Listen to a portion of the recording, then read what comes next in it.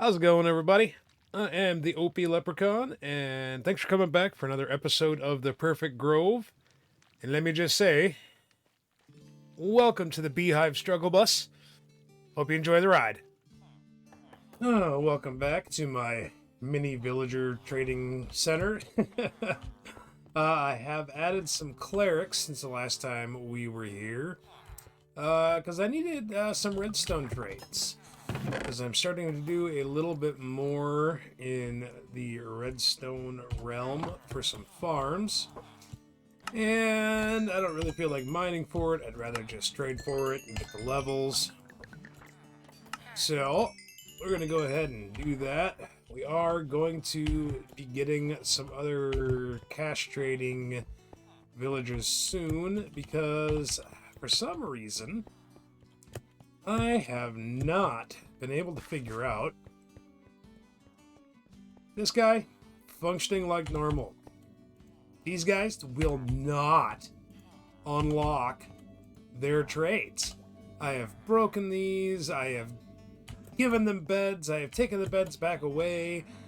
I have no idea what's going on with these guys and why they all of a sudden will not trade for stone anymore. And they won't, I mean, even the later on trades, they won't unlock. I got nothing. I got absolutely nothing. So, iron farm's still running good. But yeah, as you can see, plenty of iron blocks. I can set up as many beacons as I want these days. Still getting lots of poppies as usual, so might as well just make myself some bone meal while I'm in here. So now I set up a little auto bone meal farm for those. Those are just on there. I know these are not whole blocks and that the golems shouldn't spawn on them, but for some reason that doesn't mean they won't. So putting the fence on top of there has made it so they won't spawn on there, but I was getting some random spawns. Don't ask me why. I don't know. I just know it was happening. So over here is my little experiment with bee farms. Working on it. Let's see if that actually did resolve my issue. Yes, that did. Okay.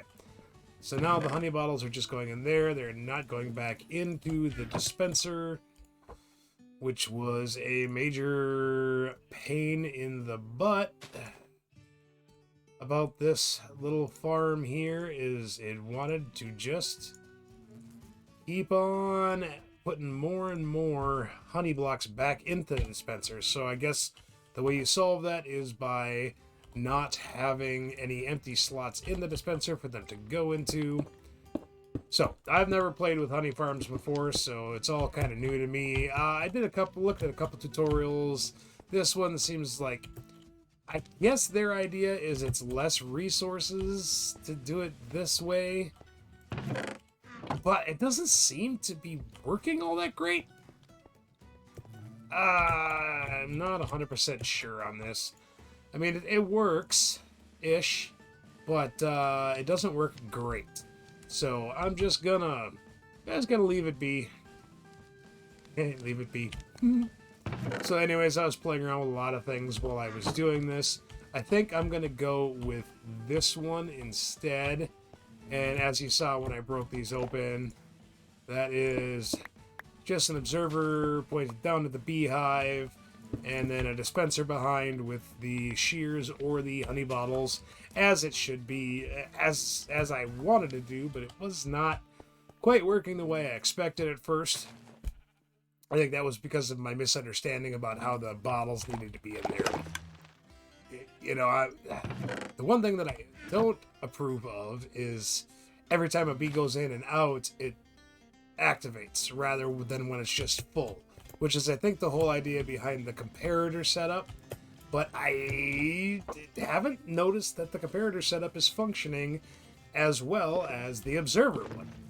And I mean, yeah, there's not a lot there right this second because I've just been kind of playing back and forth and experimenting a little bit. I've emptied it out several times trying to figure stuff out. So I guess basically what happens when you build this farm, I'm going to build this farm double-sided. So one set here, mud Mud's cool because you can plant anything with cactus on it, and it's not a whole block, so hoppers work beneath it.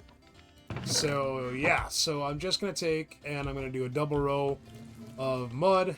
I'm gonna have ones with honey bottles on this side, ones with shears on this side, and then it'll all get collected. And basically, well, actually, I think the honey bottles will be on this side, because what I'm gonna have to do is put trap doors on the back side of the ones that have honey bottles, so I can constantly be taking and refilling the glass bottles. Not a big deal. But first things first, I am going to go and resolve the number of bees issue. So I kind of want to make it so that I have lots and lots and lots of bees, lots of beehives. Right now, I actually think I have enough to fill up the machine that I want to build, but it's not 100% for sure. So I think what I'm going to do is I'm going to make a little apiary for them, and I'm going to put all man-made beehives instead of the bees' nests in there, and I'm going to put one live beehive and breed all those bees up till I know that I have enough full beehives. I'm going to use the beehives to make the farms. So yay, I'm actually going to build something and not just, prep resources and dig. Well, I mean, I have to do some digging because I have to make it so that I can put the apiary where I want it, which is going to be kind of just in this little nook here. I'm going to shave this back, shave that back, and we'll build the apiary right up here.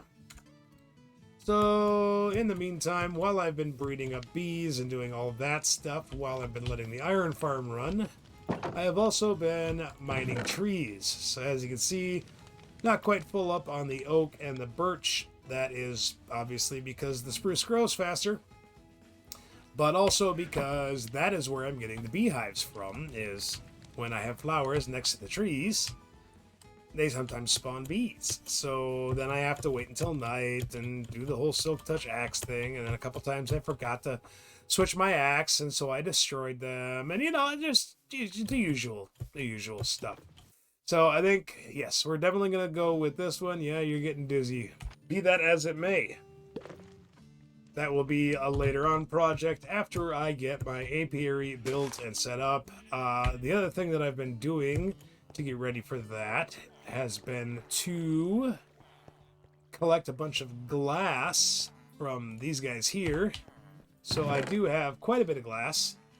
Enough to make myself a little greenhouse / apiary. I think I might stain it white and do white stained glass. But first, I'm going to go clear out a spot.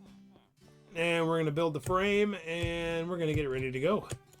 And it is at this point that I'd like to apologize for one more time having no footage of this build. We're almost through it. We're almost through where I have lost footage. So you can see around me the apiary of which I was speaking. We're going to do a little run through on it right now. First I got to go and sleep before I get totally turned into zombie bait and they want to break down a door. And we're back. Alright, so we'll take a little free cam ride around the apiary here. As you can see, it's a fairly simple build, but it was my first playing around with the style of roof that I have ended up going with for pretty much this entire area.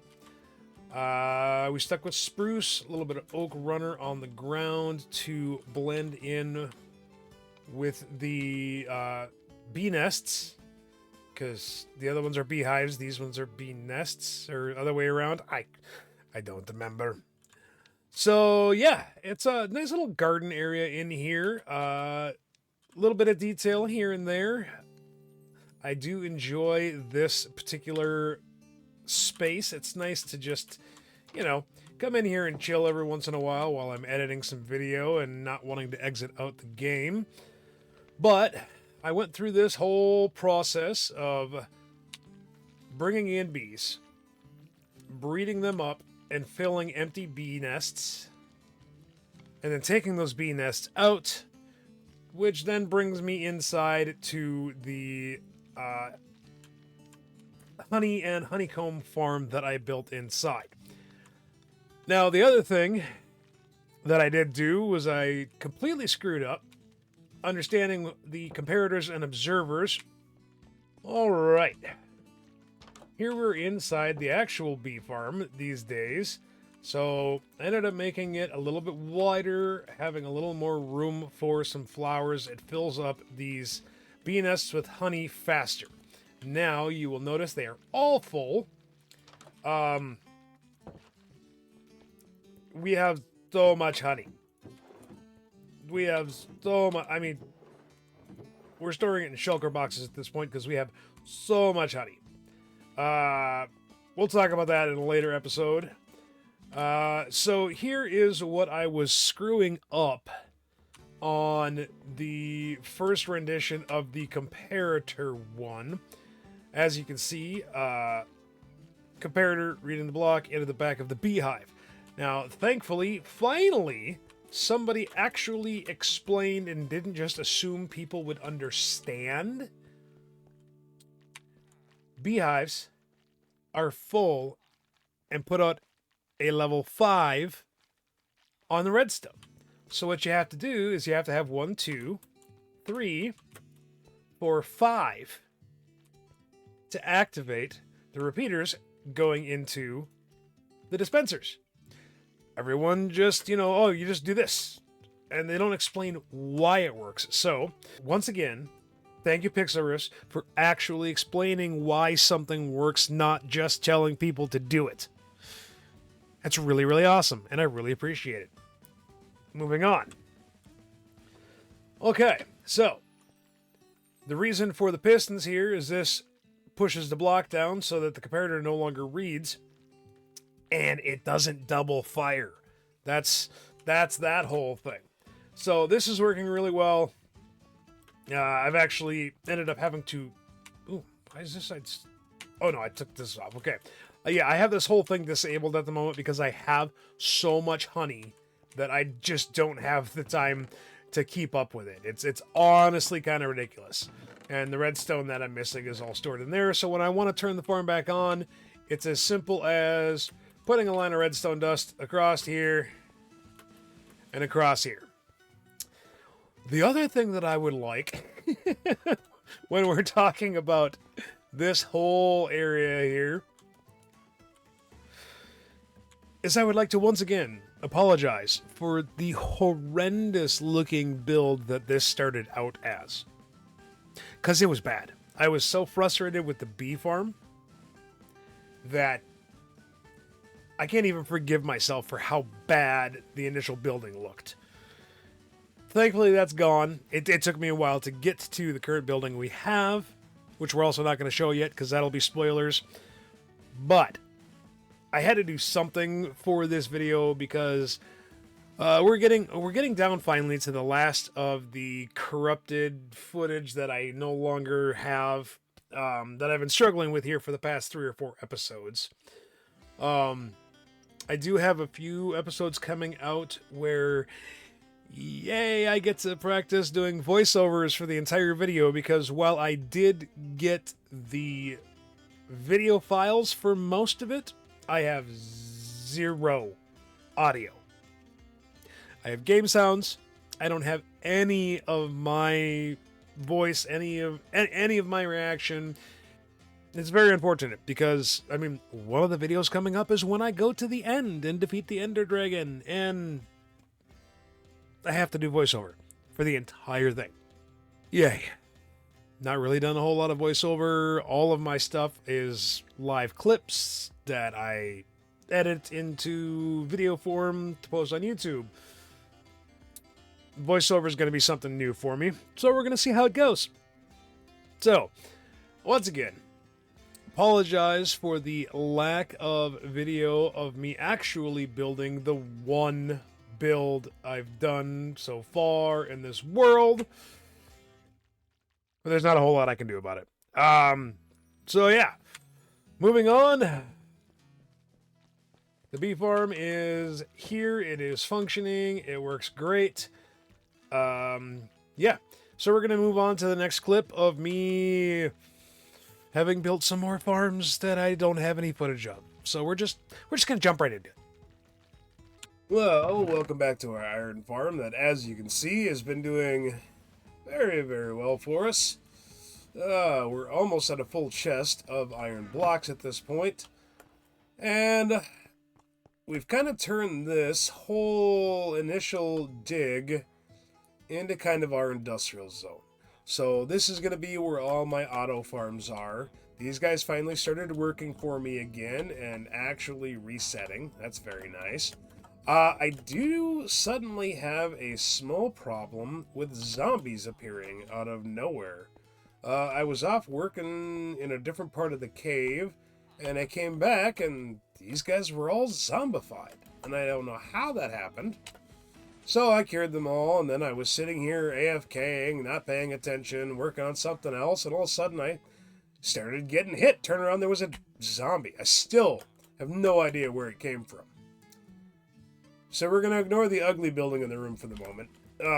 Okay, so over here we have the obligatory sugarcane, cactus, and bamboo farm. Now the bamboo farm is actually going to be very, very important once we get to 1.2, because that has its own texture now, or will in about a month here. Cactus farm, it's very small. I'm not supplying green dye to an entire server. I don't need it to be any bigger than this. That's going to be plenty for me to do whatever I need to do with green dye. I really do enjoy the mud, except for some random little ones like that end up falling on top of the other bamboo. Mud is not a whole block, so you can just stick, just like that, you can just stick hoppers underneath the mud and everything gets sucked down. So it's much better for, these used to be not lossless farms, especially the sugarcane one. And while they're still not the speediest things in the world, I mean, if I really wanted to, like, maximize and make it the most efficient, I would build, like, 3 more on top of this and have them. I just don't, I don't care that much. Again, I'm not supplying paper for rockets to an entire server here. I don't even have a gunpowder farm yet to make my own rockets. So, blah. So the other one that I made, that ugly, blocky thing in the corner that I am going to revamp, I was just kind of doing it on the fly in boredom. This one actually took me the longest. I don't know if I showed, I do now have 4 of those set up. Oh, there's a random pumpkin. So I've got my little cocoa bean, plenty of that coming through, and here is the honey farm. This one took a shockingly long time. I wanted them all to be man-made beehives, not the bee nests. And I am getting returns. Now here's the thing about these farms. Now I'm sure that there are more efficient ways to make them, comparators and things like that. I went back to the old observer. I was hoping it was only going to happen when they got full, that the observer... No, it's every time a bee goes in or out, the bottles shoot off. The rest of these first 5 are actually filled with shears to get me honeycomb. But I'll tell you what, I might swap it out and do it a different way later on. And this building is going to get fixed, because that's just atrocious. It was literally just idle, because I have nothing better to do while I'm waiting for glass to smelt. Alright, the only thing you might notice different is there is a second beacon beam.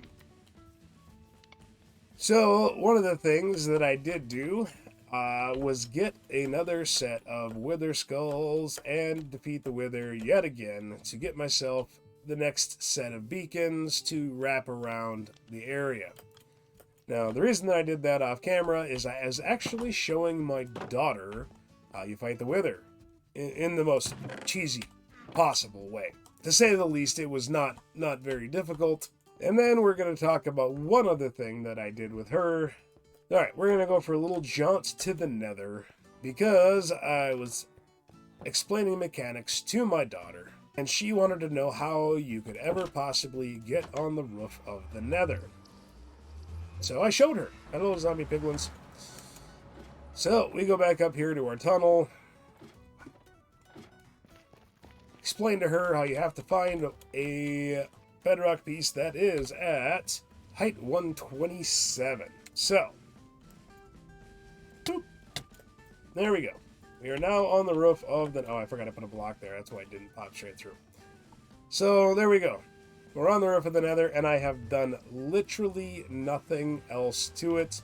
I'll put one of these down. I want to make some wood buttons, because I don't need any of this being spawnable. Okay. Okay, no more spawnable area. I don't need anything coming up here and blowing my portal out, because I am not set up yet to give myself a good way back down yet. That has not been a thing yet. I don't have a gunpowder mill. I don't have a creeper farm. I don't have nothing. So, we are up on the roof of the Nether, but we are not really ready to utilize the roof of the Nether. Yeah, at this point, I don't know how soon we will be. You know, I might consider making a gold farm up here. That thought has occurred to me. A couple other things have occurred to me since I'm up here about making maybe an ice farm in the overworld, but making it super duper high up in the sky so it works really efficiently, and then having the portal link with above the Nether roof here. So that thought has occurred to me, as well as a couple other things that I haven't spent a whole lot of time yet really imagining what's going to go up here on the roof. I mean, I know I want to get a frog light farm. That is for sure, because I've never dealt with frogs yet. So I want to go and find some frogs. I know where the mangrove swamp is. So we're going to do that. And at some point, we're going to venture around up here. We're going to find a basalt delta. And we're going to build a frog light farm up here. You know, there's a gold farm is pretty much a must.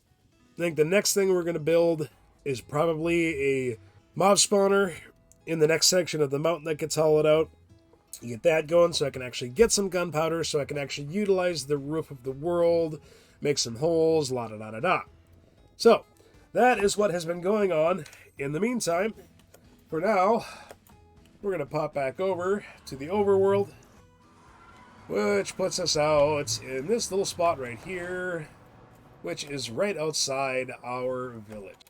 Okay, so we're going to go back to digging over here. Now, I started a little bit.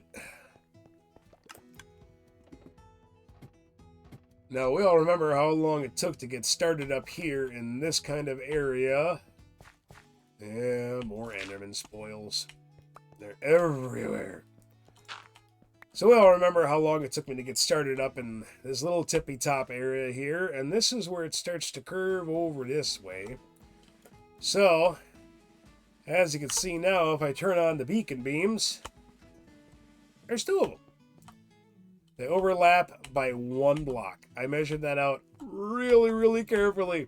They overlap by one block right here in this corner, which means this area right here is actually not covered by a beacon, but that's okay, because going from here and mining out with efficiency 5 over to here, I still have beacon powers. Same thing going from here to there. So I'm not going to go get a third beacon to cover this one corner right here, which I actually think would be hilarious if I did. But not a big deal. So this is the foreseeable future for me right now, is to dig this whole thing all the way down to there and meet up with that ugly, ugly, ugly ass build right there and do something about that. Yeah. Do something about that in the meantime, but we're going to dig out this area right here. And this is actually where my dark spawner is going to go, is going to be right here. So, once I dig that down, we're going to build that up. And then I can start actually having usable amounts of bone meal and gunpowder and some string. Okay, we are back at the bee farm, which you can see is buzzing away merrily. Remember I said I was going to do something about this. Well, dang it. I've gone and made it uglier. It's not even, like, balanced right now. It's all lopsided as can be. So. I knew there was a way to do it with comparators. I just don't understand really how comparators work, how sometimes they're lit up but not functioning, how sometimes they're not lit up but they are functioning, how many rows of redstone it takes to make them do what they're supposed to do. I don't understand how they work. I copied this design from a guy named of Morettings on YouTube. Much smarter man than I. Adapted it a little bit for the way that I already had this built. See, I understand how observers work. I understand all that, but the problem with observers is it was going off every time a bee came in or out of the beehive. And so, okay, I wasn't even minding all that long. I mean, here, we'll pop up this way with cheater vision. So, I wasn't minding all that long. I did like from where that snow block is down. That's all the farther I got done mining. And I was practically out of bottles. And this was almost full. And so now, instead of that, now it only spits out the full honey bottles and not 10,000 of the empty ones. These ones over here, half of them are shears, which is obviously the way to get the honeycomb. I want both right now. We'll see. We'll see how it goes. But as you can see, I'm not getting the excess. I'll just take these empties out of here for now so we aren't getting confused. But I'm not getting the excess sheer amounts of glass bottles anymore. So yeah, when I start to see a significant amount of bottles of honey inside these chests, then I will go ahead and take them all out, get the empty bottles back, go up here and refill all this. Now, what to do about this building? It's just atrocious. I mean, there's no doubt about it. I'll figure something out. But I just had to come back and share just how severely I underestimated how those were going to work. And I'm glad that somebody figured out this whole shenanigans, because I don't get it. I really don't.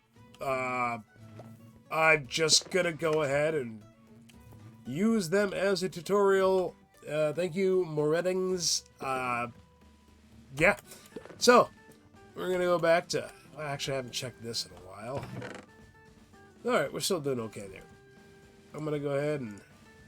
It's my only source of bone meal right now, unless I go hunt wither skellies in the nether.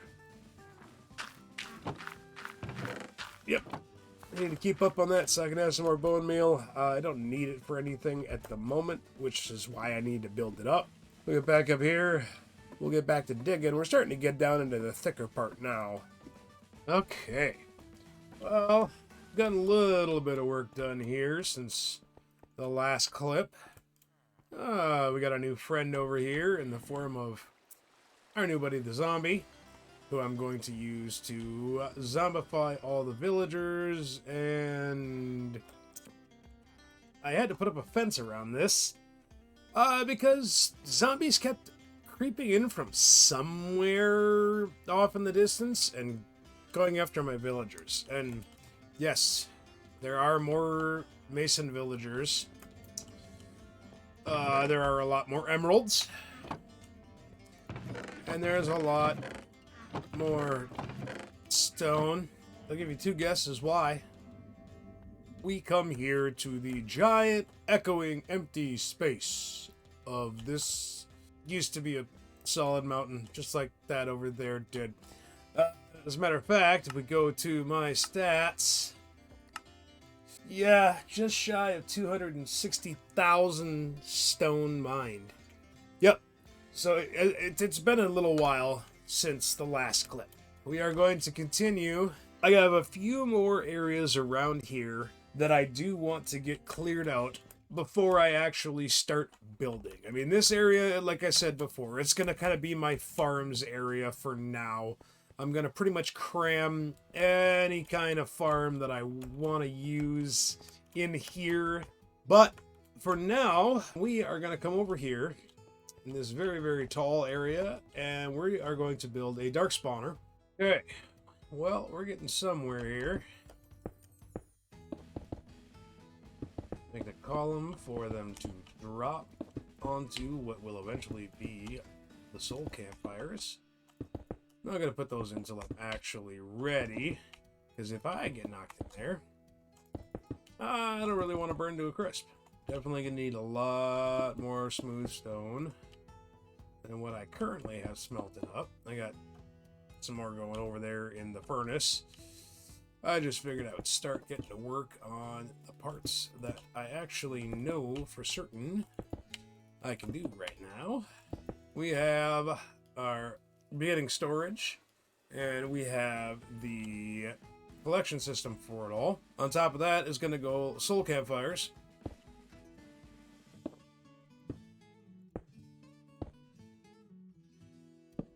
There we go. Alright, now we open all these. So these will stop the water flow. Well, for now, we're just going to keep building out. And just expanding this as we go. Okay, I got enough to get the outside started here. So we're going to call that good for the moment. I got the water in. You can see there's a couple little glitchy dead spots there, but honestly, the mobs aren't going to get stuck there like the items are. So we will call that good enough for now.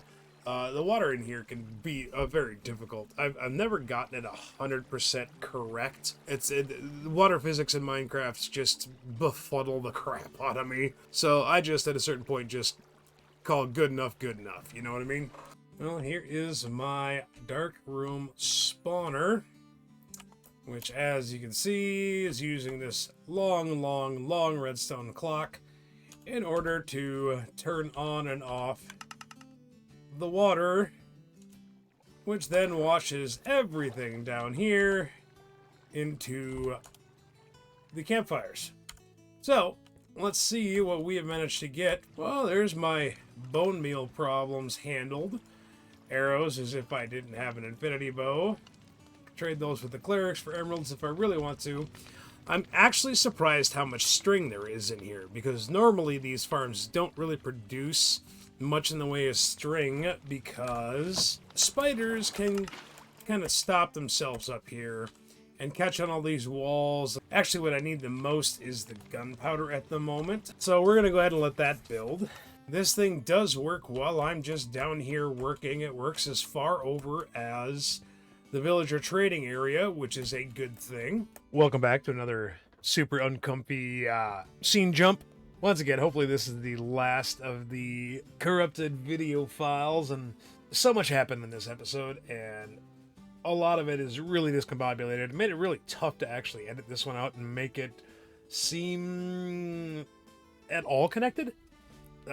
So we finished up the dark spawner, and then we headed back across the roof of the Nether to the desert biome to load up some sand with which to make some TNT out of the gunpowder I was finally getting from the dark spawner.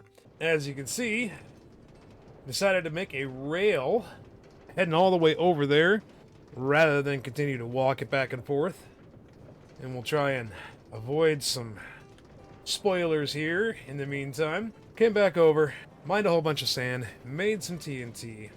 And the reason that I needed the TNT was for blowing a hole in the roof of the Nether so I can stop having multiple Nether portals. I want to move all of my Nether stuff up to the roof. I want to get it all figured out. And so we took care of that. We got access from the roof of the Nether back on down into the main part of the Nether. And that was pretty much where we ended it on this one. Next one, we're going to do some Nether farming. And we are going to take care of our food for the foreseeable future, probably the rest of this world, I come to find out. We're also going to work on getting a gold farm built. We're going to work on a magma cube farm. All kinds of stuff is going to be in the next episode. So, once again, I apologize for the randomness of this whole episode. Hopefully we're coming to the end of all that, and they can be a little more flowy and a little more fun to watch. So, once again, I am the OP Leprechaun. Thanks so very much for watching this episode. We'll catch you on the next one. Bye.